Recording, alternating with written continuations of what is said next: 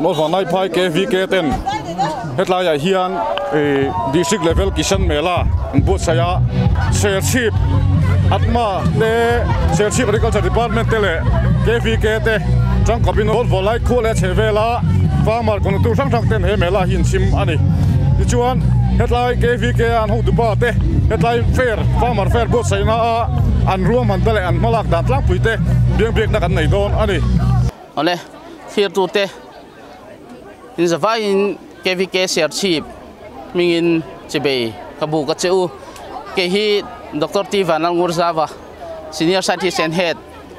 KVK ship kania national campaign kandeya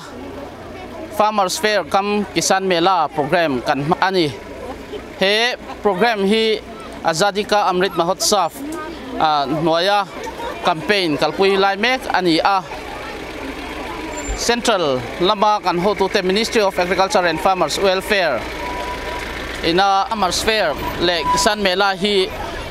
nei turin min ron ti ti chuan KVK ship le atma trangkopin he kan farmers fair le kisan mela hi ngan buat se ani amo phonna hi kan ho tu ten kan kova anda angin hopur tak chungin le puru tak chungin kanan buat sei ve instruction kan mu te atlai ang renga atira chuan ni somni le passaria mela nei turati kan ni maro chu ni somni paruka son nai ani hun at teptera hun kan nei tlem em maya chuti chung chuan tho puite line department rang district agriculture office te district horticulture officer te district veterinary officer te chutiang chuan atma lama kan ho tu te kanan bia tin hei ke ni hi not van lai phaya kan om dei maya district capital kan om velova chuwang chuan district capital atanga thil ron ti har ang ti te kan rina wangin helai not van lai phaya kan line department omang ang BAO te BHO te veterinary officer te po kanan soma an ho tu te ne na ngen na te kanan khena an ho tu te point phal takin an staff te mian ron details saka ti chuan hei voinia hian kan be sei phak pia lamin DAO install an ron siama hei lo nei tu te ta na ti in man ruwa chi rang te subsidy pek thi ang te an ron pho chuaka tin DAO office mei du tok lovin headline not van lai phaya BAO block agriculture office te po in stroll te min ron nei saka hey lei tha te chemical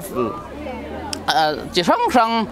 mian ron pho chu sak boka farmers te lei thei turin man tlom jok ten mian ti saka kan lom mani ti chuan horticulture lama tangin kan block horticulture officer le thopui te hovin hei stall mian ron nei sak le boka thil chi rang mei farmers te na an ma mo tur subsidy in mi an ron pho chu sak boka an chunga po hin kan lom em ani tin chumi pialam banga chuan hei veti lama tangin kan somna tlom tak mei te min ngai poimo saka voinia hian KVK le atma ina he program kan buat seina hian keimani chau ni lovin headline kan veti sartenen Dr. Rual Pathumin tuna hian animal health clinic an nei meka atma lama kan veti doctor ho te Pathumin tuna hian min thut chila tin veti lama tang hian an staff dang te po in mian ron pui boma an chunga hian kan lom em bok ani tin atma ten hi he program boy pui ber tu te singa mi an ni angin an stroll ron nei tura po hian kan farmers te tana khongai te kanan dila hey vok cho le ar cho thanem tak mei tripa pick up in an ron tripa farmers te hena man tlom zokin an zor chuak chura ti chon self help group panga in voinia hian program min ron phan pui boka an thil siam chua training chi rang atanga an lo kan thiam te an pho chuakin voinia hian hei sum ma an chantira kan som na min ngai poimo saktu self help group panga te chunga te ban lom thu kan an soi boka tin som big ei in siam tu tur te po kan an som le a chu tiang chuan an ni po in tlom ngai takin ei in tur tuin hai tak tak mei mi puita na mi an chok chua saka e an chunga po hian kan lom em bok ani tin he farmers fair le kisan mela kan nei na tura hian KVK chuan kan theina atlem ma chuti chung chuan kan malak na chi rang te kan an pho chuak ve a banner poster mangtein kan tia kan khol te kan da chuak boka kan scientist te kan mithiam te kan staff te hoin an thut chil boka chutiang chuan voinia hian kan be sei pia lamin mi ten min hlut saka kan lom ma tin SDO civilian thut thleng kan mamo zat an nei zong min ron man tir boka man cheng khat ma an la du lova chutun thataka kan man theina na